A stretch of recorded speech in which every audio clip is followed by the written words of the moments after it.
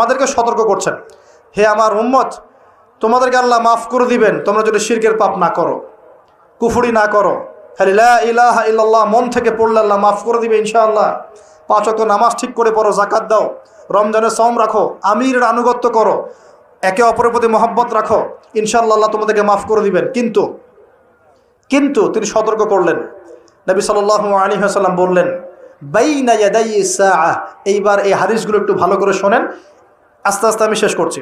নবী সাল্লাল্লাহু আলাইহি ওয়াসাল্লাম বললেন, বাইনা ইয়াদাই সাআহ, কিয়ামতের আগে আগে, কিয়ামতের আগে আগে আসবে মুনতায়নুন শাদীদ, বড় বড় দুটো মহামারী। বড় বড় মহামারী তো বুঝি আমরা, অসংখ্য মানুষ মারা যাবে, এরকম মহামারী আসবে। তারপর বাদাহু, এই মহামারীর পরে আসবে সানাওয়াতু জালাজিল, জালজালা বা ভূমিকম্পের বছরগুলো। জালজালা বা ভূমিকম্পের বছরগুলো, বছর নয় বছরগুলো, মানে বছর ধরে সিরিজ ভূমিকম্প হবে বিশ্বের মধ্যে। বলেন নাউজুবিল্লাহ।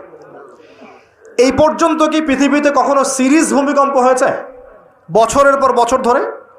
এখনো হয়েছে কি? হয়নি। আর হাদিসগুলো মেলাবেন।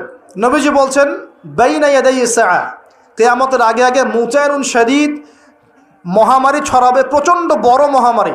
পৃথিবীতে যত মহামারী হয়েছে এগুলোর ইতিহাস ঘাটলে দেখা যাবে না কোন মহামারী কত বড় ছিল।